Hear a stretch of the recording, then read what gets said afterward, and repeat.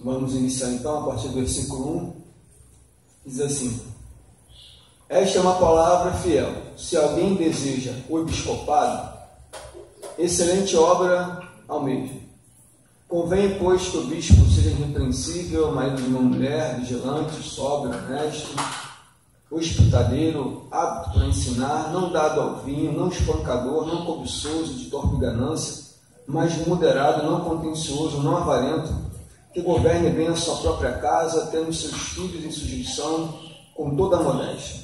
Porque se alguém não sabe governar a sua própria casa, terá cuidado da igreja de Deus, não neófito, para que não ensoberbecendo-se, não caia na condenação do diabo. Convém também que tenha um bom testemunho dos que estão de fora, para que não caia em afronta no laço do diabo. Da mesma sorte, os diáconos sejam honestos, não de língua dobre, não dados a muito vinho, não cobiçosos de torpe ganância, guardando o mistério da fé em uma pura consciência. E também estes sejam primeiramente provados, depois sirvam se forem irrepreensíveis. Da mesma sorte, as mulheres sejam honestas, não maldizentes, sóbrias e infiéis em tudo. Os diáconos sejam maridos de uma mulher, governem bem seus filhos, suas casas, porque os que servirem bem como diáconos adquirirão para si uma boa posição e muita confiança na fé que há em Cristo Jesus. Escrevo-te estas coisas, esperando e ver-te bem depressa. Vamos parar por aqui, depois a gente vai prosseguir. Eu quero aqui analisar com meus irmãos sobre os deveres dos bispos e dos diáconos. Nós sabemos, irmãos, que a igreja, já naquela época, já era organizada. As igrejas já tinham uma organização. E o apóstolo Paulo, ele com seu filho na fé, Timóteo, Paulo estava com o propósito de ir para Macedônia, e nesse propósito de ir para Macedônia, ele teria que deixar Timóteo em Éfeso, que essa carta aqui é endereçada a Timóteo, na igreja de Éfeso. Por quê? Porque lá em Éfeso estava acontecendo alguns problemas, principalmente na área da liderança. As pessoas estavam se infiltrando dentro daquela igreja. Então você volta rapidamente no capítulo 1, só para você entender, no capítulo 1 dessa carta, no capítulo 1, versículo 3,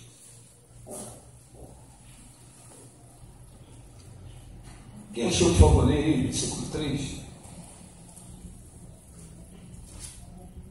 Como te roguei quando parti para a Macedônia, que ficasses em Éfeso, para advertires alguns que não ensinem outra doutrina. Agora lê, por favor, pastor, versículo 7. Querendo ser doutores da lei e não entendendo nem o que dizes, nem o que afirmas. Então você já começa a perceber o problema que estava acontecendo dentro da igreja. Desses mestres que estavam indo lá, que estavam ensinando outras coisas que não era aquilo que Paulo havia ensinado. Por isso que Timóteo, ele tem que ir para Éfeso lá, a mando de Paulo, para poder resolver essas questões que estavam acontecendo com a igreja. Com esses falsos mestres aí, dizendo ser mestres da lei, e nem entendem e nem afirmam o que dizem. Então eram pessoas incapacitadas para ensinar a lei, ensinar a palavra, porque estavam trazendo outros tipos de coisas que não estavam conectados com o ensinamento do apóstolo Paulo. Porque os irmãos sabem que o apóstolo Paulo, ele havia evangelizado em Éfeso e muitas vidas haviam se convertido lá.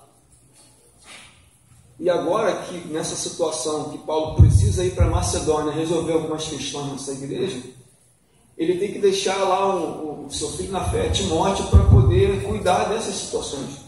E é por isso que ele envia essa carta, justamente para poder organizar a igreja, instruir Timóteo o que ele tinha que fazer na igreja, lidar com as pessoas, com os jovens, com os anciãos, com as viúvas, com a liderança. Ou seja, era como se Paulo enviasse ele para lá, escrevesse essa carta para organizar a igreja. Então Paulo está dando instrução para o seu filho na fé, Timóteo, que é um jovem pastor. Alguns dizem que esse Timóteo aqui, ele tinha entre 30 a 35 anos de idade. Então, ele era muito jovem, mas ele tinha que enfrentar os problemas que estavam ocorrendo dentro dessa igreja. Amém, irmão? Agora, no capítulo 3 aqui, eu só dei uma pincelada rápida para a gente entender o contexto da história. Paulo agora, ele fala com Timóteo acerca dessas pessoas que querem o ministério, que desejam o ministério, que almejam querer estar na frente de uma obra. Diz assim, versículo 1 do capítulo 3. Esta é uma palavra fiel, porque a palavra de Deus é fiel. Essa é uma palavra fiel. Se alguém deseja o episcopado, boa coisa almeja. Então, o primeiro item que eu quero abordar aqui é sobre a aspiração do ministério. Primeiramente, quando Paulo está aqui dando os requisitos, porque no contraste do que a gente acabou de ler, daqueles falsos mestres que não entendiam nada da lei, não compreendiam e não tinha domínio nenhum daquilo que Paulo ensinou, Timóteo está sendo orientado por Paulo a dizer o seguinte: olha, se alguém deseja um ministério, é uma coisa muito boa.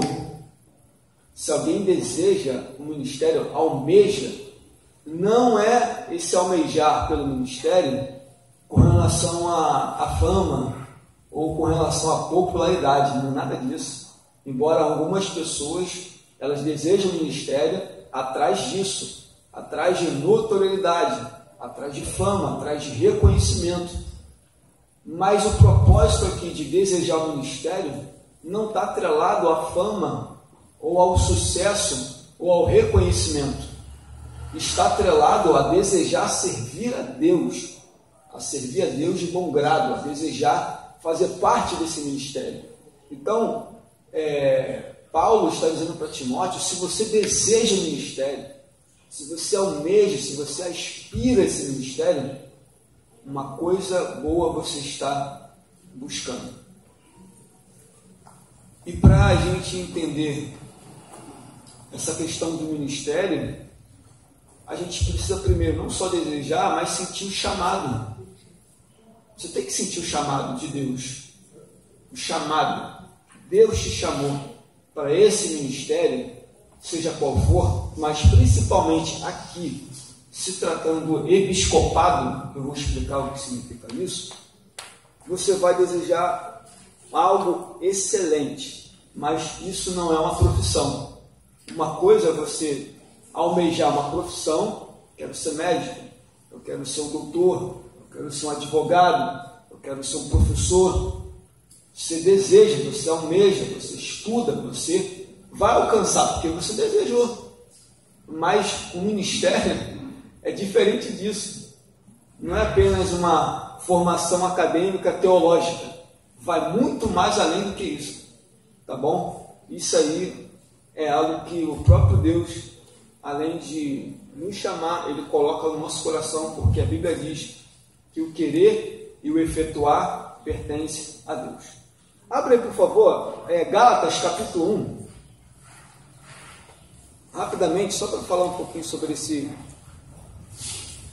desejo, ou essa chamada. Gálatas capítulo 1. Gálatas capítulo 1, versículo 15.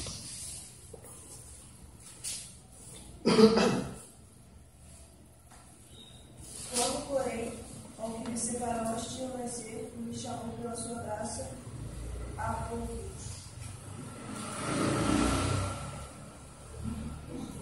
Amém. Olha o que Paulo diz aqui: mas quando aprove a Deus, que desde o ventre de minha mãe me separou e me chamou pela sua graça. Chamou para quê? Chamou para o ministério. Mas essa chamada para esse ministério primeiro ocorreu antes. O ventre, Deus separou ele desde o ventre da sua mãe, o chamou para o ministério. E assim Deus, pela pessoa de Cristo, se revelou a Paulo, e sabemos aí essa continuidade. Então, assim, primeiro, se você olha para o ministério, mas não olhando no sentido de ser uma profissão, não olhando no sentido de obter fama, sucesso e poder, mas se você olha para o ministério como algo que você deseja, que você almeja, você quer, isso não é ruim. Isso é bom. Você almejar o ministério, Paulo diz que é uma coisa excelente. Se você aspirar a ele, você desejar o ministério, isso é uma coisa excelente. Agora, o segundo ponto aqui desse texto, aqui do versículo 1, que diz assim: se alguém deseja o episcopado. Primeiro a gente falou sobre o desejo, desejar o ministério. O segundo é o episcopado. O que seria episcopado? Episcopado tem na sua raiz de bispos. Tá bom? Bispos. E qual era a função do bispo? Eu vou explicar aqui. Primeiramente, algumas denominações, elas colocam o bispo acima do pastor. Já reparou isso? Que tem denominações que botam o bispo acima do pastor? Mas, olhando de forma bíblica, não é isso.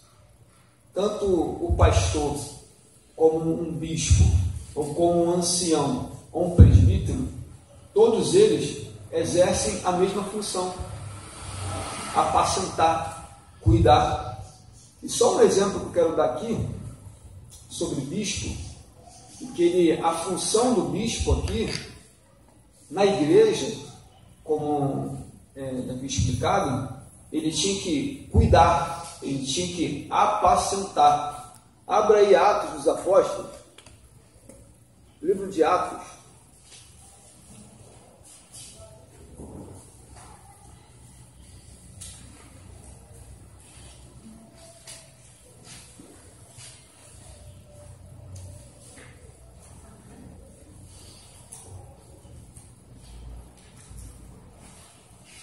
Atos capítulo 20,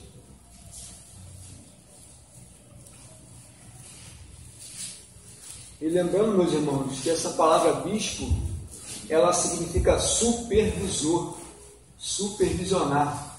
Ou seja, o bispo, ele tinha aquele cargo de supervisionar a igreja, mas não apenas ficar só olhando para a igreja, como é que ela está, se está tudo bem, não. Mas ele também tinha o cuidado de apacentar, de cuidar do rebanho do Senhor. Então a palavra bispo, ela significa supervisor, e o bispo, ele não está acima nem do presbítero e nem acima do pastor. Oi. E hoje os apóstolos? Tem pessoas que não é nem bispo nem pastor, mas é apóstolo. Olha, se a gente for olhar biblicamente, para ser apóstolo, ele tinha que ser contemporâneo de Jesus e tinha que, digamos que, presenciar a ressurreição de Cristo, ou seja, ver o Cristo já ressuscitado, que foi o que aconteceu com o apóstolo Paulo. Tanto que ele, na carta aos Coríntios, ele declara que, olha, eu vi Cristo ressuscitado, ele apareceu para mim. Tanto, pastor Fred, que Paulo ele teve uma grande dificuldade com os outros discípulos por conta disso. Alguns não aceitavam o apostolado de Paulo. Exatamente. Entendeu? Por ele não ter sido um discípulo de Jesus. E hoje em dia eu vejo um monte se intitulando apóstolo. Está entendendo? Então Eu não fico existe rindo. mais essa... Olha, não é que não exista, mas na verdade o apóstolo significa o quê? Aquele que leva a mensagem. Aquele que leva a mensagem de alguém. Então, o enviado também é outro significado. Então o apóstolo é aquele que é enviado, aquele que é enviado com uma mensagem. E os apóstolos nada mais do que eles foram enviados com uma mensagem que o próprio Cristo se revelou para eles. É claro que a revelação que Cristo deu para eles não vai dar igual para a igreja nem para ninguém. Tipo Paulo, a revelação que Jesus deu para Paulo, ele não vai dar mais para outra pessoa que se intitula apóstolo, uma nova revelação, não tem mais. Então, a pessoa, para ser apóstolo naquela época, ela tinha que ser testemunha ocular da ressurreição, ela tinha que ser contemporâneo de Jesus. Isso para você entrar nos requisitos para ser apóstolo, diferente de hoje. As pessoas, não, eu quero ser apóstolo, mas apóstolo está acima do pastor. Entende? E nem o pastor está acima do apóstolo. Porque o papel de um apóstolo é o quê? É ser enviado com uma mensagem. É só isso. E foi o que Cristo fez. Agora, voltando aqui no versículo 17. Alguém achou aí? No capítulo 20 de Atos? Qual vai ser? 17.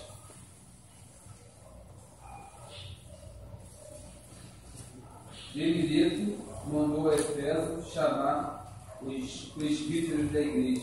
Bom, aí Paulo está em Mileto, ele manda chamar os presbíteros da igreja de Éfeso. Agora você olha o versículo 28. Olha o que diz aí. Atendei por vós e por todo o rebanho, sobre o qual o Espírito Santo nos constituiu bispo, para que pastoreardes a igreja de Deus, a qual ele comprou com seu próprio sangue. Reparou bem?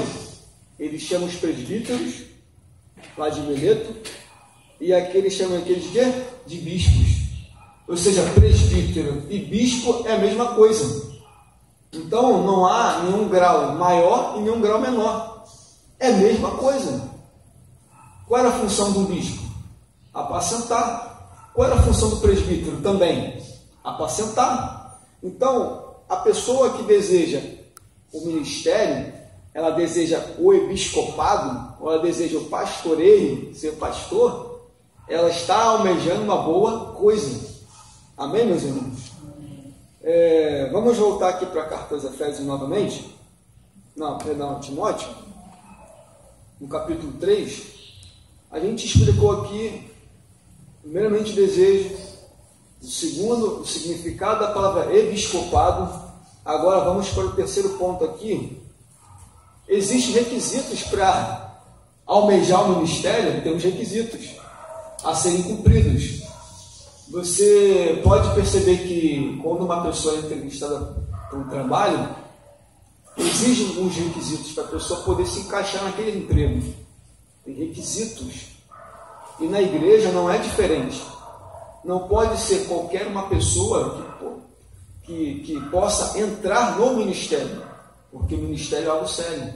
Então, não pode ser qualquer pessoa que possa entrar no ministério. Tem alguns requisitos para você poder ingressar nesse ministério.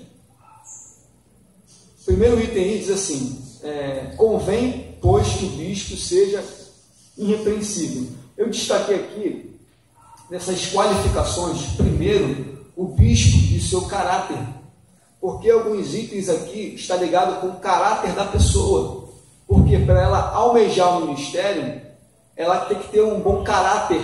E esse caráter está aqui, o que Paulo vai dizer, que seja irrepreensível.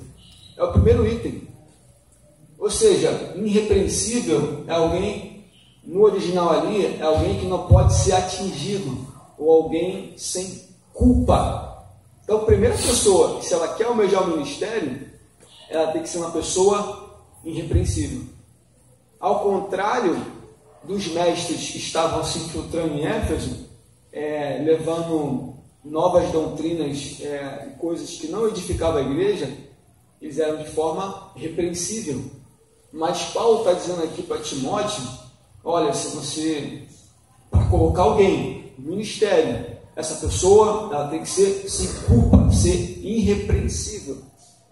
Outro ponto também, com relação ao caráter do bispo, sobre marido de uma só mulher. Então ele tinha que ser casado. Esse bispo, ou esse presbítero, ou esse pastor, ele, para apacentar, para cuidar do rebanho, ele tinha que ser casado. Agora, irmãos, é claro que cada denominação age de uma forma. Tem denominação que unge um presbítero ou um pastor solteiro? Tem. Acontece. Mas ela tem que olhar para os requisitos que está aqui. Acontece isso. Eu vou falar por mim. Quando eu era da igreja pentecostal, quando eu comecei a me interessar pelas questões ministeriais, eu tinha sido ungido a presbítero solteiro. Mas o texto aqui nos mostra que para ser um presbítero, ser um bispo, ou almejar o ministério, tem que ser casado. Mas aí, por mais que isso tenha acontecido, Deus me sustentou até chegar à minha esposa. Mas tem pessoas que são ungidas, são levantadas e não aguentam, não conseguem até esperar a promessa, até esperar a pessoa. Porque a pessoa que vem para aquele homem ou aquela mulher, quando chegar àquele rapaz, eles têm que somar força junto, para caminhar lado a lado, porque o ministério é algo árduo, não é fácil. Então, as pessoas elas têm que compreender a dimensão, o tamanho dessa responsabilidade. Então, para não pesar nas costas da pessoa, sozinho, de ser levantado por ministério e não ter alguém do lado, é melhor que seja casado primeiro. Mas isso não significa que a pessoa também não pode ser ungida mesmo solteiro. Eu já vi pessoas sendo ungido a diácono, a evangelista, ou no meu caso a presbítero solteiro. Mas Deus me sustentou, me fortaleceu até chegar à promessa. Mas se a gente olhar para o lado bíblico, tinha que ser casado. Mas não significa que Deus não possa sustentar aquela pessoa, mantê-la de pé até chegar à bênção. Mas quando Paulo orienta Timóteo, ele olha, se a pessoa quer apacentar, se ela quer cuidar, se ela deseja ministério, ela precisa ser casada. Outro ponto aqui, ele vai destacar mais, ser vigilante, ser sóbrio, sobriedade, equilíbrio das faculdades mentais. Não pode ser um líder doido. Não pode ser um líder que arrebenta com a igreja. Não pode ser um líder que venha destruir o rebanho do Senhor. Ele tem que ser equilibrado, ele não pode ser desequilibrado. Porque ele vai lidar com pessoas, vai lidar com vidas. Lidando com vidas tem que ter equilíbrio. Ele tem que ser honesto, tem que ser sóbrio. E diz mais, ele tem que ser hospitaleiro. Além dele ser hospitaleiro, receber. E alguns dizem, quando Paulo está dizendo de hospitalidade, é receber estrangeiros. E mais, ele tem que estar apto para ensinar. Outro ponto interessante também, que esse eu quero destacar, é que nessa questão do caráter dele, de ser sóbrio, vigilante, honesto, hospitaleiro, ele também tem que estar apto para ensinar. Porque se Paulo repreende os falsos mestres, que não entendiam nem o que estavam dizendo, nem o que estavam ensinando a igreja, ele precisa ensinar a igreja a doutrina da palavra. É uma responsabilidade desse bispo, ou desse presbítero, ou do pastor, enfim. Se ele tem, é claro que nem todo pastor prega e ensina, até porque a Bíblia levantou doutores e mestres.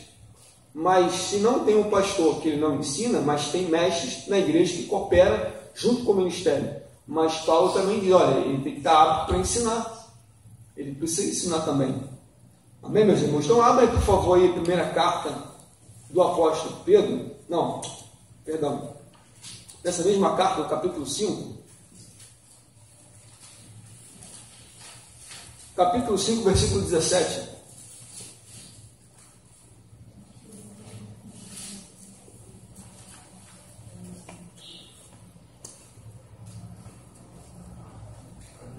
Pode, pastor. Os presbíteros que governem bem e sejam estimados por dignos de duplicada honra, principalmente os que trabalham na palavra e na doutrina. Olha, na palavra, na doutrina, temos que falar que na palavra no ensino, ou seja, a gente vive num tempo, irmãos, que tudo está sobrecarregado. Muitas ocupações, muitas coisas. E aí, como fica para o pastor que almejou o ministério, o bispo, o presbítero, que desejou apacentar, cuidar, liderar de uma igreja, se ele trabalhar de segunda a segunda, como é que ele vai conseguir se dedicar para o ministério? Como é que ele vai conseguir se dedicar para o rebanho de forma, tendo mais disponibilidade se ele estiver trabalhando? Se ele pega um comércio, como é que ele vai conseguir montar um sermão? Como é que ele vai conseguir montar algo, alguma coisa para passar para a igreja? Por isso que Paulo, ele diz para Timóteo, olha, esses presbíteros que governam bem, que pregam, que ensinam, eles têm que ser honrados, eles têm que ser abençoados. Ou seja, esses que se dedicam nesse trabalho árduo de pregar, de ensinar, de cuidar, eles precisam ser remunerados. É por isso que nós temos a visão, sim, de que o pastor ele tem que ser remunerado na igreja. Por quê? Porque ele abdicou da sua vida profissional, abdicou dos seus interesses profissionais em prol do ministério, de amar a obra, de amar a Deus, de amar, cuidar de vidas, e é por isso que essa entrega, essa intensidade, ele tem que ser recompensado, ele tem que ser, sim, assalariado, é bíblico. Amém, meus irmãos? Alguém quer falar alguma coisa, irmãos? Ou alguém é contra isso aqui?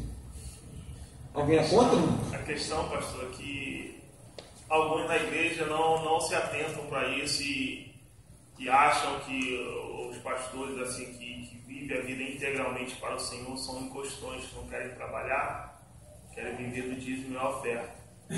Quando na verdade a Bíblia não nos instrui a isso e nos mostra algo totalmente diferente. Porque um pastor que ele tem que estar 24 horas com seu telefone ligado para atender uma ligação de um membro ou de uma ovelha sua, entendeu? Você tem que estar 24 horas disposto à madrugada, pessoas te ligam para problemas, você sai de casa, você tem que fazer enterro, você faz aniversário, você faz casamento, você tem que ler a Bíblia, você tem que trazer uma palavra no dia, você tem que dar uma palavra de conforto para a ovelha, e muitos não compreendem isso, entendeu? Exatamente. É difícil. Boa colocação. Pastor, também tem igrejas aí que não só apenas os pastores são assalariados, mas também os músicos. Estão ali de manhã, de tarde, de noite, pela madrugada, não tem vigília. Tem muitas igrejas que pagam, né? Os músicos também. Isso é uma forma de sistema do governo da igreja também, né? Ela optou por fazer isso, né? Para poder abençoar. Mas uma questão da liderança pessoal, de abençoar, também não vejo problema, mas até mesmo se tratando da questão pastoral, isso é muito importante do que ele colocou, que as pessoas não entendem. Não, o pastor não quer. Não é nada disso, não. É o que está aqui na Bíblia. Vamos continuar aqui. Versículo 3, se tratando do caráter desse bispo, desse pastor, presbítero, não dado ao vinho. No original aqui, não dado ao vinho, não está do lado do vinho, ou lado ali, do lado do vinho, perto do vinho. Por quê? Porque o vinho, principalmente quando ele fermenta, fica alcoólico e a pessoa perde ele não é mais sóbrio. Então, para ele estar equilibrado, ele precisa se abstenhar de bebida forte, de bebida alcoólica. Então, se ele deseja o ministério, o seu caráter pessoal, ele não pode beber vinho. Não, mas é só uma garrafa de vinhozinho, está aqui que não pode.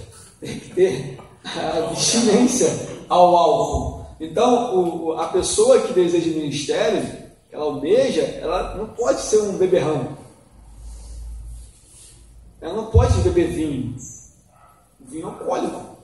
Então, Paulo dá uma advertência, olha, porque na verdade, naquela época, era muito costumeiro, nos tempos de Paulo, ter vinho dentro da casa, nos lares, nas famílias, beber. Era muito comum vinho. Era muito normal. Mas se a pessoa quisesse ter um ministério, ela tinha que se abstenhar do vinho. Tá bom, meus irmãos? Continuando. Não cobiçoso, torpe ganância. Ou seja, ela não pode estar motivada a apacentar o rebanho de Deus em troca de dinheiro, ganância, poder. Não, eu quero ser pastor, mas é porque já vai com o coração intencionado para ganhar dinheiro. Entende, irmãos? Então Paulo está dizendo a Timóteo, cuidado com aqueles que querem apacentar de torpe ganância, o dinheiro. Até o apóstolo Pedro também advertiu isso para algumas igrejas. Abre aí na primeira carta do apóstolo Pedro.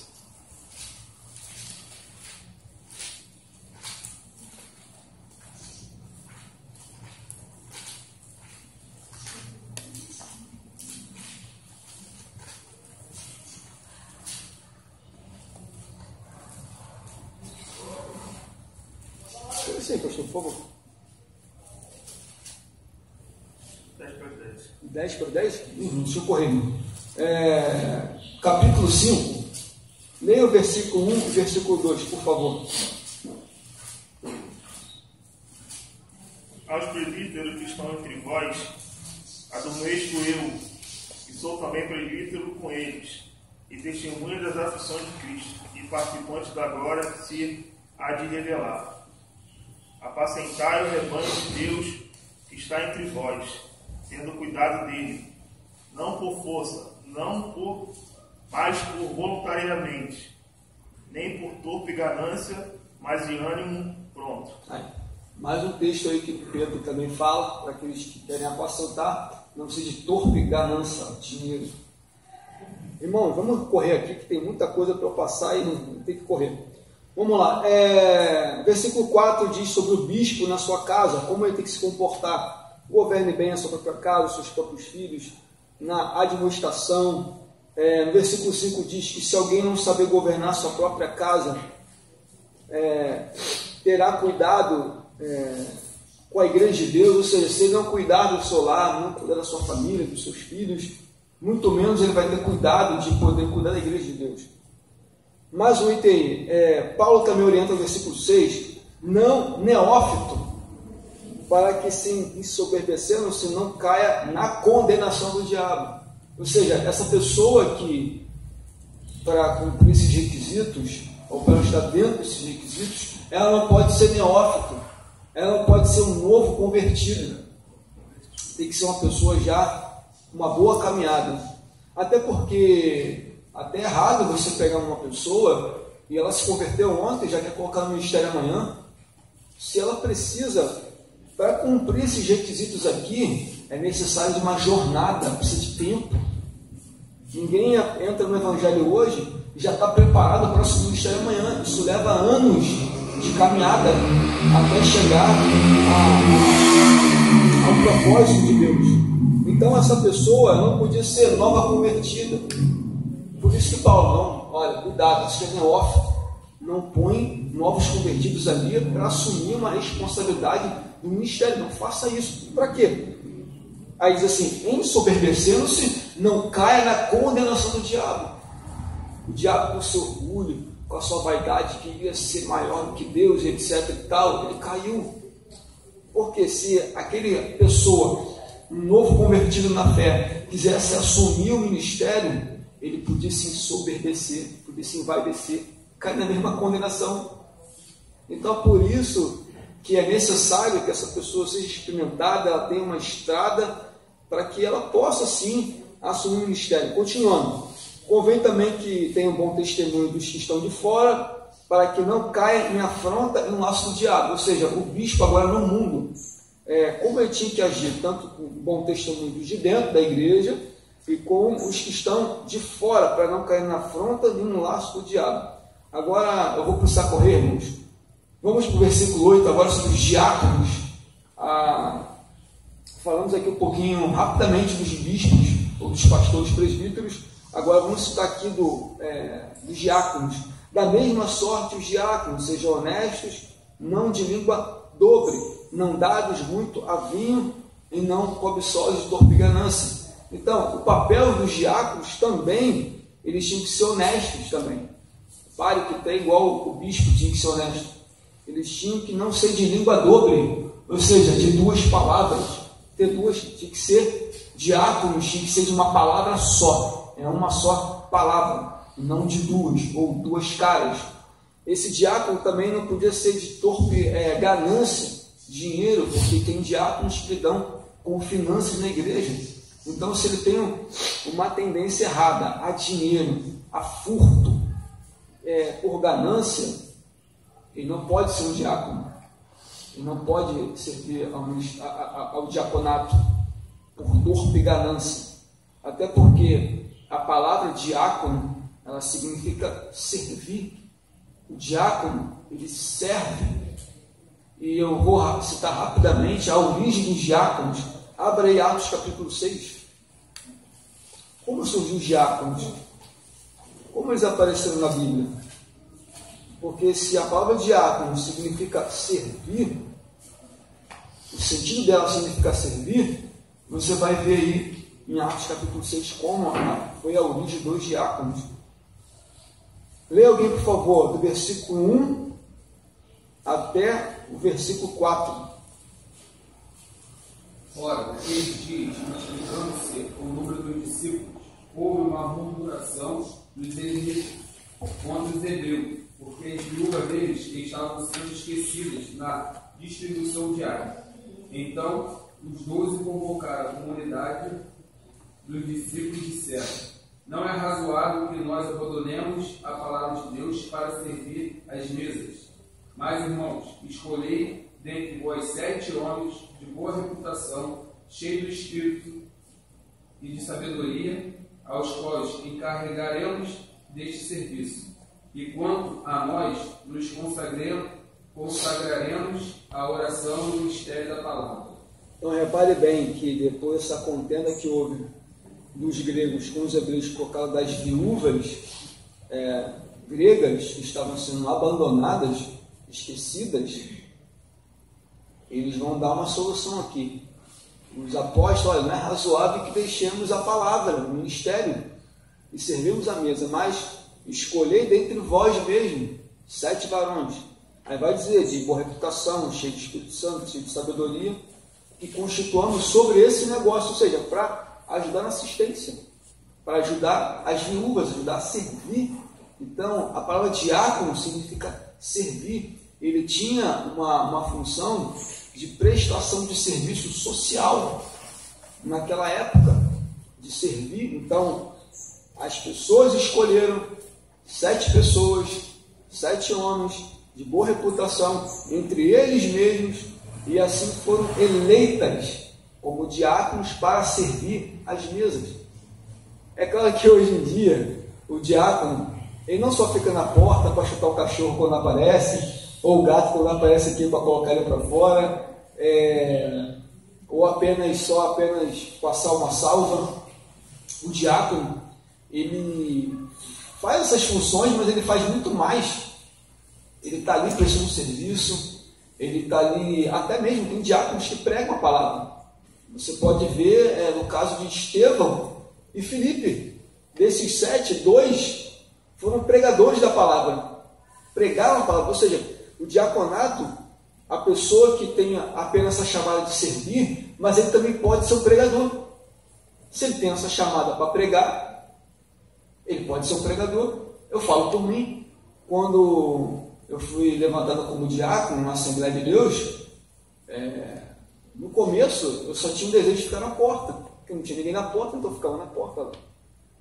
E depois, eu olhando as necessidades da igreja, eu comecei a pegar salva, comecei a passar salva, comecei a servir que também a ceia, e daí veio outras coisas que fui fazendo, até que eu desejei ser também pregar a palavra, e comecei a pregar a palavra, servir as mesas, ficar na porta, passar salva.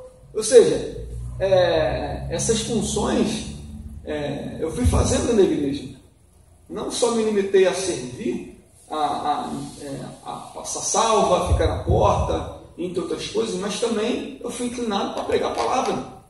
Ou seja, também o diácono pode pregar a palavra. Se ele tem um desejo no coração, se ele gosta, se ele tem essa chamada também, ele pode ser o pregador da palavra. Amém, meus irmãos? Alguma dúvida sobre a questão do diácono? Ou seja, você tem um significado dele, que significa servir. Vocês sabem a origem do diaconato, aonde surgiu os diáconos. E diz mais aqui, que ele não pode ser cobiçoso, ele não pode ser dado muito ao vinho. Versículo 9. Guardando o mistério da fé em uma pura consciência. O diácono, ele tem que guardar o mistério da fé. Qual é o mistério da fé aqui? O mistério da fé é Cristo Jesus, que era um mistério, estava no culto e que foi revelado para os homens. Abra aí Romanos. Romanos capítulo 15, versículo 25.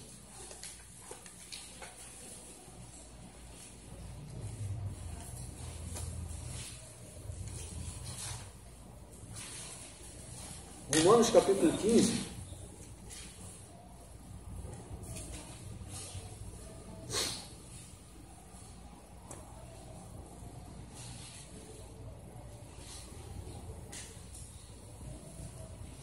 Capítulo 16, 16, versículo 15. 25, perdão. Capítulo 16, versículo 25 de Romanos.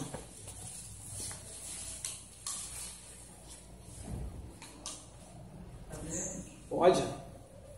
Ora, aquele que é poderoso para vos confirmar segundo o meu evangelho e a pregação de Jesus Cristo, conforme a revelação do ministério que desde tempos eternos esteve oculto. Então, qual era esse mistério aqui? Esse mistério era Cristo, que estava oculto aos outros tempos, outrora. E agora foi revelado esse mistério oculto em Deus, e Deus revelou esse mistério. Por isso que é mistério. Por isso que a Bíblia ela não tem mais nada que revelar, porque tudo já foi revelado. Entende? Então, o diácono ele tem que guardar esse mistério da fé, uma boa consciência. Guardar esse mistério. O mistério é Cristo, a sua consciência. Ter uma fé pura, uma consciência tranquila. Ou seja, o diácono ele tem que ter uma boa teologia de Cristo. Ele tem que conhecer a palavra. Tem que conhecer. Eu lembro quando eu fui para o diaconato, eu e mais 2 irmãos, nós desejamos ir para o seminário. Não nos limitamos só apenas aquilo ali. Por quê? Porque o diácono também tem que ler a palavra, tem que estudar. E nós 3 fomos estudar, fomos para o seminário. Por quê? Porque o diácono ele tem que guardar esse mistério da fé, uma boa consciência. Amém? Vamos voltar aqui. Versículo 10. E também estejam primeiros provados, depois sirvam se forem repreensíveis. Eles precisam ser provados. Os bispos, os pastores, os diáconos, eles precisam ser provados primeiro, ou examinados, para depois sim ser aprovados. Provados e depois aprovados. Da mesma sorte, as mulheres sejam honestas, não maldizentes, sóbrias em tudo. Aqui pode estar se referindo às mulheres que foram prestar assistência para os diáconos, ou as mulheres que eram esposas dos diáconos, ou as mulheres que quisessem servir também ali com uma prestação social. Que horas tem, meus irmãos, por favor? 10 horas? Vamos continuar. Versículo 13. Porque os que servirem bem como diáconos adquirirão uma boa posição. Olha só, irmãos, que coisa assim interessante. Aqueles que servem como diáconos, que servem com prestações sociais, ou até mesmo na palavra, enfim, ele tem uma boa posição, uma confiança em Cristo Jesus. Olha que tremendo. Então a igreja, você pode até perceber também na igreja de Filipos, que lá também havia bispos e diáconos. Ou seja, a organização da igreja, a divisão de cada função dos bispos e dos diáconos, como que a igreja era organizada, mas aqui mostra os requisitos para essas pessoas que quiserem servir ao diaconato ou almejar o ministério. Versículo 14. Escreva essas coisas, espero ir ver de bem depressa. Ou seja, alguns dizem que Paulo estava na Macedônia, ele desejava que encontrar com Timóteo depressa, mas antes que ele encontrasse com Timóteo, ele já mandou essa carta já para Timóteo organizar essas coisas que estavam ocorrendo dentro da igreja. Lê alguém, por favor, versículo 15. Ajuda o professor, irmãos. Com a minha garganta aqui já. Mas se tardar, para que saibais como convém andar na casa de Deus, que é a igreja do Deus vivo, a coluna e firmeza da verdade. Paulo está orientando a Timóteo algo dentro da igreja. Olha, se eu tardar, saibas como convém andar na casa de Deus. Ou seja, a casa de Deus aqui tem a ver com a igreja. Porque naquela época não tinha templos. Não existia templo na época de Paulo. Não existia esses templos que temos hoje. Na época de Paulo, o templo que existia lá, em Éfeso, era da deusa Diana, era a deusa dos Efésios. Então, a casa de Deus aqui se refere como se Deus habitasse seu povo, na casa de Deus, como convém andar na casa de Deus.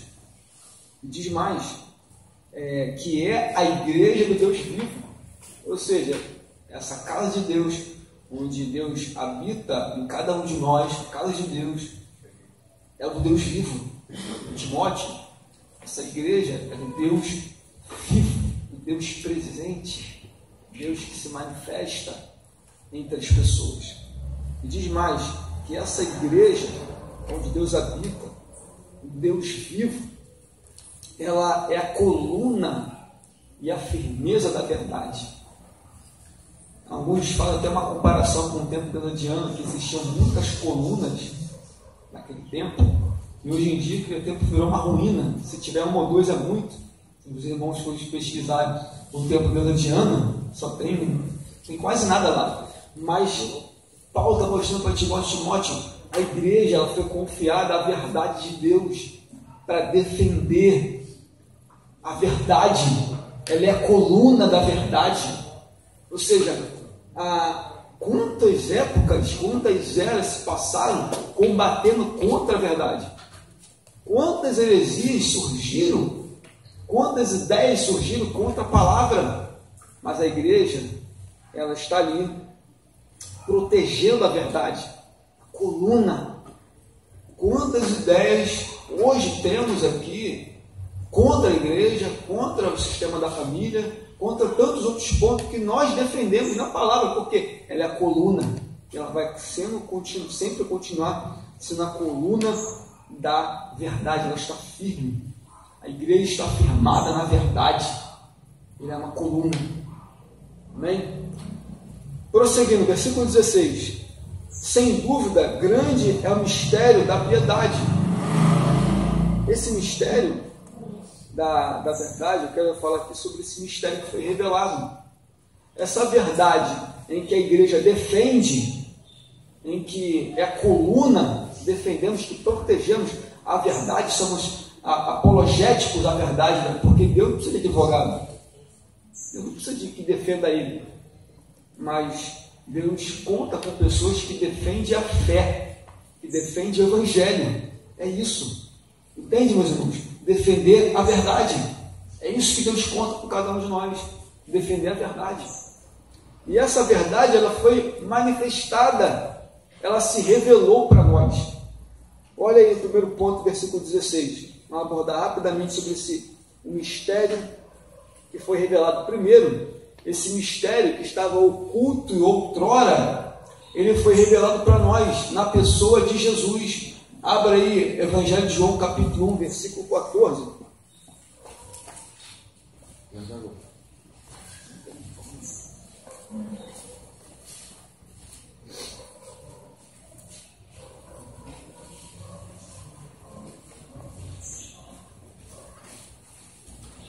Evangelho de João, capítulo 1, versículo 14. O que diz aí? E o Verbo se fez carne e habitou entre nós, e vimos a sua glória, como a glória do unigênito do Pai, cheio de graça e de verdade. Então esse mistério que foi revelado, ele se encarnou. Aqui está falando de encarnação. Então esse texto que lemos aqui, no capítulo 3, versículo 16, aqui, desse mistério, ele foi encarnado, tomou uma forma humana. O verbo, a palavra, ela se fez carne. Outro ponto aqui diz assim, foi justificado em espírito, aponta para a ressurreição de Cristo. Ele ressuscitou dentre os mortos. Abra aí Romanos, capítulo 1, versículo 4.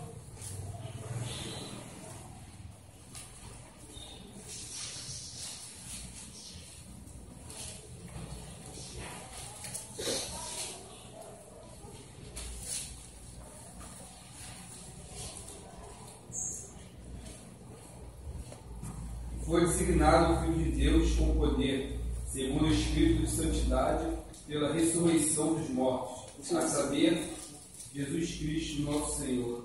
Esse verbo, ele se fez carne, além de se fazer carne, ele morreu, ele ressuscitou, ainda tem mais. Diz assim, visto pelos anjos. Isso mostra a ascensão de Cristo. Ele tomou forma humana, ele ressuscitou, ele foi visto pelos anjos. Fala da sua ascensão. E diz mais, foi pregado aos gentios. Ou seja, esse evangelho, esse mistério, ele foi pregado para as pessoas, porque o evangelho que Cristo pregou não ficou só na região da Palestina ali. Os apóstolos deram seguimento a esse evangelho. Então, muitas pessoas no mundo daquela época creram na mensagem. Por isso que diz, crido no mundo. Ou seja, não ficou apenas para os judeus, que alguns que receberam, mas também esse evangelho, ele foi crido no mundo. Ou seja, outras pessoas de outras nacionalidades creram nesse evangelho. Recebido acima na glória. Ele foi a ascensão aos céus e foi recebido em glória. Esse mistério que se fez carne, que habitou entre nós, que ressuscitou, foi visto pelos anjos, foi querido no mundo, ele foi recebido na glória. Diz a Bíblia que ele está assentado à destra de Deus. Abra aí Efésios capítulo 1. Efésios.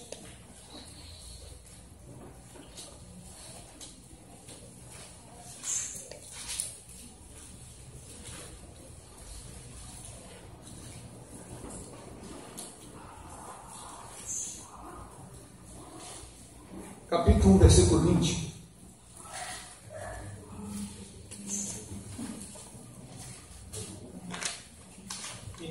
Que manifestou em Cristo, ressuscitando-o dos mortos e pondo a sua direita nos céus.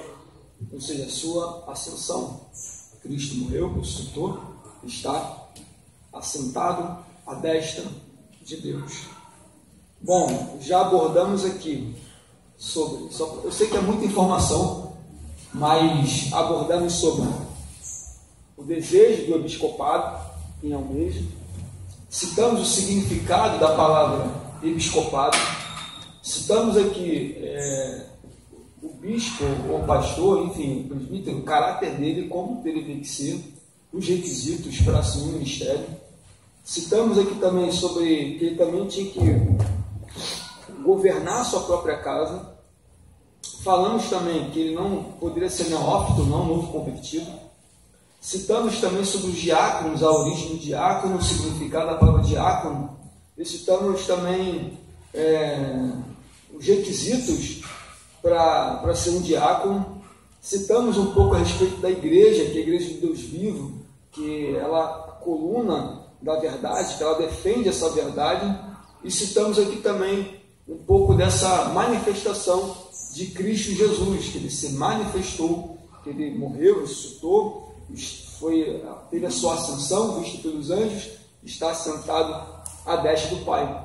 Que horas tem, irmãos, por favor? 10, então tem mais aí 15 minutos. Ficou alguma dúvida, irmãos? Até esse capítulo 3, se alguém quiser falar, pode falar, irmãos. Eu dou espaço aqui para falar. Ficou alguma dúvida, irmãos? Querem falar alguma coisa?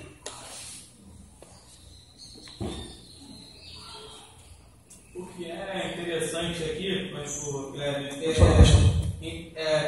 Timóteo, 2 Timóteo e Tito, elas são consideradas como as cartas pastorais, né? Cartas que na verdade não são só cartas voltadas para pastores, mas cartas em que elas mostram como funcionam as coisas na igreja, como que devem ser feitas as coisas na igreja, como a gente deve se portar, como a gente deve agir. Então, nessas 3 cartas, a gente vai encontrar muitas recomendações, muitos ensinamentos de Paulo. E esse capítulo 3 que nós estudamos aqui contigo hoje nessa manhã, ele é importante demais por mostrar para nós como que uma pessoa que está no ministério, ou que almeja um ministério, ela deve levar a sua vida, ou deve almejar e buscar isso para a sua vida a forma que ela deve viver, como ela deve se portar, até mesmo dentro da sua casa. Muitas vezes a gente fala isso, né? A gente usa esse texto falando que o nosso ministério ele começa em casa. Isso aqui é muito importante porque a gente vive em tempos em que o que mais a gente vê, o que mais a gente enxerga é pessoas que têm ministério, que ocupam um cargo de liderança e que dão testemunhos completamente absurdos, que dão testemunhos contrários à fé que Cristo nos ensina, aquilo que a palavra nos mostra. Então, isso aqui é importante, observar tudo isso aqui, governar bem a sua própria casa, porque não tem como eu buscar um ministério, eu ser um ministro da casa do Senhor, mas tratar mal a minha esposa, espancar minha esposa, ofender minha esposa. Então, Paulo está mostrando que a gente tem, como você mostrou aqui no final, que a gente está na igreja do Deus vivo, a gente está trabalhando em cima da verdade, a gente tem que viver a nossa vida pautada em cima disso. E quando a gente se coloca à disposição de Deus para estar no ministério, a gente tem que entender isso, que a gente está sendo visto 24 horas por dia, que as pessoas observam a nossa conduta, que as pessoas observam a nossa forma de andar, a nossa forma de levar a nossa vida, de viver. E isso muitas das vezes vai dar mais testemunho de quem Cristo é do que quando a gente abre a nossa boca. A nossa forma de viver, a nossa maneira de viver, ela dá muito mais testemunho do que quando a gente está aqui pregando ou falando, se expressando, né? A nossa vida como um todo. E Paulo está mostrando isso para Timóteo.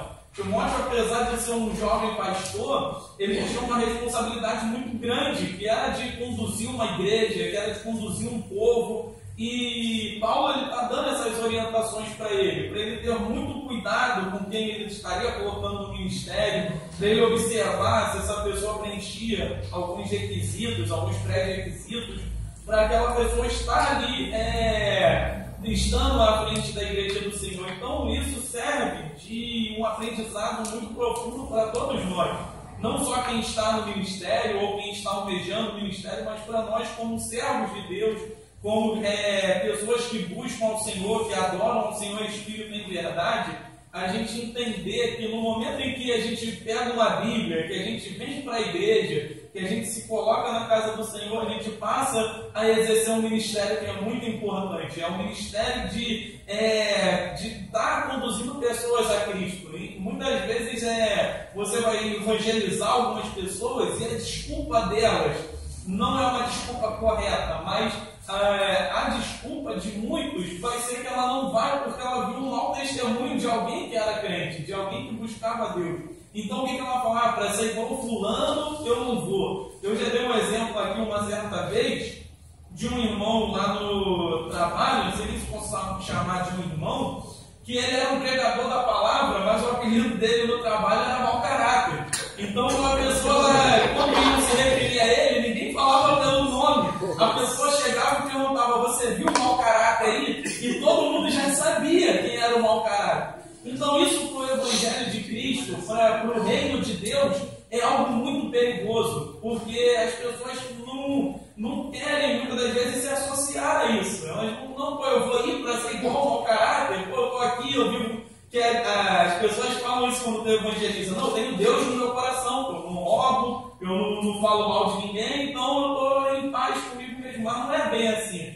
Então a gente tem que aprender com Paulo aqui nessa manhã, aprender com Timóteo, aprender com esses grandes homens de Deus, como deve ser a nossa maneira de viver, como deve ser a nossa postura, e saber que as pessoas sempre estão nos observando, elas sempre estão enxergando e querendo ver algo bom em nós, querendo ver aquilo que Jesus fez em nós.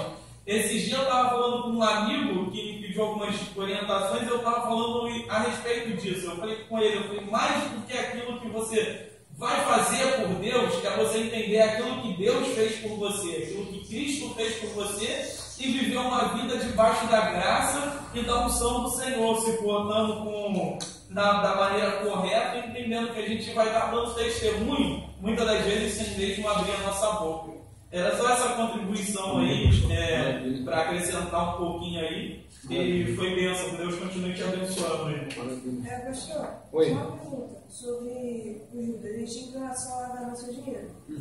Ele administrava na época em relação a isso, dinheiro também?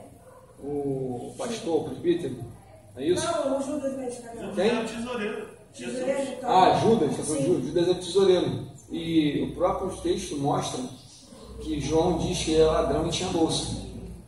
Ele era ladrão e tinha bolsa. Tanto que tem um texto que diz quando Maria, a irmã de Lázaro, está derramando ali um perfume, um bálsamo para Cristo, ele fala assim: por que não se pegou esse nada de impuro, não pegou e não vendeu aos pobres? Por que não fez essa contribuição? Mas João diz o quê? Ele não falou isso por cuidado que ele tinha com os pobres, porque era ladrão e tinha bolsa. Ou seja, Judas era um ladrão. Tá bom? Vamos continuar aqui. Interessante também, uma vez eu até conversei, eu falei aqui na escola dominical, se eu tiver arruinado dentro da minha casa, se eu for um espancador, um beberrão aqui, como diz, né? Não dado muito ao vinho, se fosse aquele cara, não, eu sou um pregador, mas eu bato a minha esposa de casa, eu tomo uma garrafa de vinho, ninguém sabe. Irmãos, nem aqui eu subi, nem aqui dava aula, porque o primeiro testemunho, como o pastor Camilo falou, começa dentro de casa. Se eu não for bem dentro de casa, não você vem na igreja. Entende, irmãos? Então, assim, Se nem a o Senhor te preocupação. espera, né, em você. Exatamente. Então, assim, se eu não for bem dentro da minha casa, eu não cuidar, eu não saber liderar, felizmente eu prefiro falar. Felizmente não, eu prefiro falar, pastor, eu não estou bem, assim, sensado, não vou me ausentar do ministério, porque não vale a pena você ser uma pessoa ruim dentro de casa e ser uma bênção na igreja. Não vale a pena.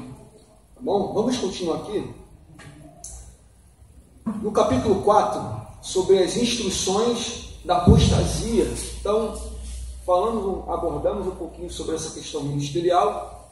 Agora vamos falar sobre o capítulo 4, de forma rápida aqui, para nós ganharmos tempo. Diz assim: mas o Espírito expressamente diz que nos últimos tempos apostatarão alguns da fé. Então, o Espírito Santo revela para Paulo, quando ele está escrevendo essa carta, que nos últimos tempos, ele não fala último tempo, ele fala nos últimos tempos, alguns vão apostatar da fé, vão abandonar a fé. Essas pessoas, nos últimos tempos, elas vão abandonar a fé. Apostasia, o abandono da fé original. Ou seja, quantas pessoas na sua caminhada que você viu se apostatou? Um monte. Então Paulo diz para Timóteo: olha, muitos vão se apostatar. Alguns da fé, vírgula, agora preste atenção, vírgula, dando ouvido. Aí tem um motivo aqui. Dando ouvido a espíritos enganadores. Não apenas só nesses últimos tempos as pessoas iriam abandonar a fé, mas iriam dar ouvido a espíritos enganadores.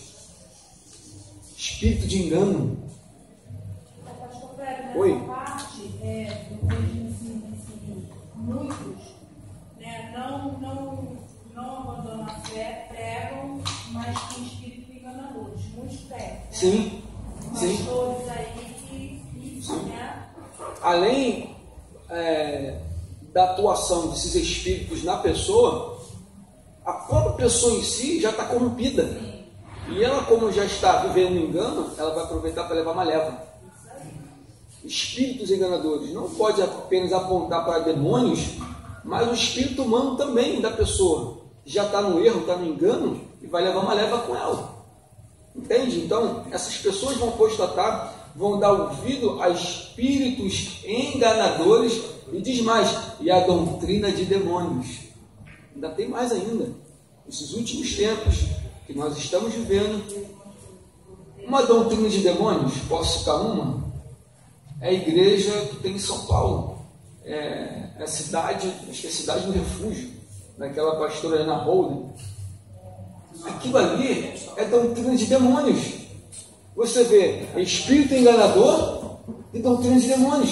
Está cheio de gente, pessoas lá, né? Os casais do mesmo sexo lá, estão lá adorando, dá o dízimo, dobra o joelho para orar, e aquele espírito enganador que está naquela mulher, e aquelas pessoas que estão ali dando vida àquele espírito que está atuando, é doutrina de demônios. Não, aqui a gente casa a pessoa do mesmo sexo, não tem problema nenhum. Não deu muito, não. Entende? Isso eu estou citando uma, porque são várias. Eu ouvi uma vez, eu liguei assim o rádio, e ele falando com uma mulher, né, que ela falando que ela se sentia envergonhada, ela não sabia como lidar com a situação do filho dela homossexual, que estava com outro cara, e ele simplesmente falou para ela não se sentir envergonhada, que ele não iria para o inferno, porque ele não está levando uma vida promíscua, ele só está com um homem. Aí, espírito enganador. Doutrina de demônio. Uma coisa que a igreja dos dias atuais assim, tem que tomar muito cuidado com isso. O acesso à internet, porque você às vezes começa a escutar, ouvir algum pregador, aí você... Eu estou falando isso porque eu me lembro de um exemplo que aconteceu até com uma pessoa da minha família. Ela falou assim, eu estou assistindo fulano. Eu estou assistindo. Eu falei, pois é, você não tem ido à igreja, mas você está assistindo fulano. Na verdade, eu escutei as 2 pregações desse... Resolvi até nem ficar ouvindo ele. Eu falei, eu vou ficar ouvindo esse cara não, porque a pessoa estava ouvindo. Não tinha. Mas o que eu quero dizer é que tem muito pregador, você até tudo, às vezes me mostra algumas, né? De uma pastora Sol, essa? Apóstola do Sol? Apóstola. A dos demônios também. A Duda falou assim, por que essa mulher fala? Pois é, se o jovem, você a igreja, no geral, ficar sedenteira, ficar estudando esse tipo de pregação, sem saber, sem fundamento bíblico, se não conhecer a Bíblia também, né, pastor? Se não vem a KBD, por isso que a gente fala. A pessoa vê um culto, gosta de movimento, gosta de revelação, mas não gosta de aprender. E quem aprende... Essa semana eu estava lendo o que aconteceu com Isaías. Foi cerrado no meio, Pedro foi colocado morto de cabeça para baixo, e hoje em dia a gente só quer saber de um evangelho da facilidade, um evangelho que traga prazer para a gente. E isso tem feito muitas pessoas, por conta de estar escutando pregações, esse tipo de pregação, se afastar do Senhor. E tem uma passagem também de Timóteo que diz que as pessoas amontoarão comichões nos seus ouvidos e ouvirão mestres segundo a sua própria concupiscência, seus próprios desejos. Ou seja, chegaria um tempo em que alguns crentes vão querer ouvir um tipo de evangelho que agrade ele, que não confronte em nada, e vai vir uma bênção. Até que não tem uma igreja dessa, Então, já tem uma. Isso é uma doutrina de demônios. Então, temos que estar atento. Paulo já orienta para Timóteo sobre que nos últimos tempos iria ocorrer isso. Olha o versículo 2. Pela hipocrisia, é uma vírgula ainda, mais uma vez. Pela hipocrisia dos homens que falam mentiras. Pela hipocrisia dos homens que falam mentira, tendo a sua consciência que já cauterizada. Ou seja, nesses últimos tempos, a hipocrisia do homem que fala mentiras, a sua própria consciência já está cauterizada. E essas pessoas, esses homens com a mente cauterizada, mentirosos, vão levar muitos. Volta em Atos mais uma vez. Atos dos Apóstolos. Quero chegar, meus irmãos, por favor. Só tem mais 5 minutos. E vou encerrar.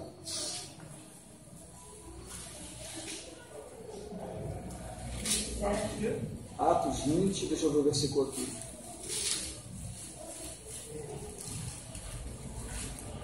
Versículo 29 e o versículo 30, o capítulo 20. Versículo 29, versículo 30, quem achou, por favor, aí. Porque eu sei isto, que depois da minha partida entrarão no meio de vós lobos cruéis, que não perdoarão o rebanho, e que dentre vós mesmos se levantarão homens que falarão coisas perversas, para atrair os discípulos após si. Isso não aconteceu em Éfeso? Aconteceu. Olha, o meu partido aqui, vão entrar homens com palavras perversivas, perversas, e vão atrair discípulos para si. Até no nosso próprio meio hoje, quantos que estavam no nosso meio, não é de nós, saiu e levou um monte, com doutrinas novas, com coisas, uma delas aí talvez essa apóstola do sol, não sei se era crente mesmo, e depois se apostatou criando novas ideias, e tem um monte de seguidores aí, e não vão poupar o rebanho. Então, por isso que a igreja nazarena tem uma primazia muito grande com o ensino da palavra, com a doutrina, para que nós não possamos ser enganados. Nós defendemos a verdade, estamos aqui com uma coluna na verdade da palavra de Deus. E diz mais, versículo 3, proibindo o casamento. Olha isso aqui, irmão. Olha que é uma vírgula, porque não dá um ponto final. No versículo 2, ele diz mais, proibindo o casamento e a ordenança de abstinência de manjares, de alimentos. Ou seja, chegaria um tempo que, casamento pode se abstenhar. Será proibido casar. Não precisa casar, não. Tá bom assim? Abstenção de alimentos que Deus criou. Então, esses homens, com suas falas mentirosas, com a sua consciência cauterizada, vão proibir casamentos, ordenanças de alimentos que Deus não criou para os fiéis, que os que conhecem a verdade, a fim de usarem deles com ações de graça. Aquilo que Deus criou é bom, mas uns vão chegar e vão dizer, não, você não pode isso, você não pode aquilo, olha, não toque nisso, não come nisso. Essa abstenção, isso é um asceticismo. Já chegou esse tempo que nós estamos vivendo. E diz mais, porque toda criatura de Deus é boa, e não há nada que possa ser rejeitado sendo recebido com ação de graça. Ou seja, o ser humano em si, a natureza, assim, Deus criou o ser humano, foi uma coisa boa, mas o pecado corrompeu o ser humano. Mas foi uma coisa, assim, uma bênção que Deus criou, o ser humano. Né? Dizem que ele foi a cereja do bolo da criação da terra, ele foi a cereja do bolo. Então, ele é sim recebido com ação de graça quando ele recebe a Cristo Jesus. Ele não pode ser de forma nenhuma rejeitado. E diz mais, porque pela palavra de Deus e pela oração, essa pessoa é santificada. Amém, meu irmão? Vou parar por aqui. No versículo 6, fala sobre a fidelidade do ministério que Timóteo tinha que ter, os cuidados que ele tinha que ter. E Paulo orienta que Timóteo, alguns cuidados que ele tinha que ter como ministro, como pastor, coisas essas de exortar a igreja, de persistir em ler, persistir em ensinar, não desprezar, enfim, então vários pontos aqui que eu não vou explorar, mas tem muitas coisas assim, boas, de orientações agora de Paulo para Timóteo, para como ele poderia ser orientado como pastor, que atitudes ele deveria tomar dentro da igreja. Isso aqui, vou encerrar por aqui, eu vou fechar aqui o mundo. Amém, meus irmãos? Vamos expor de pé em nome de Jesus, falando para ele.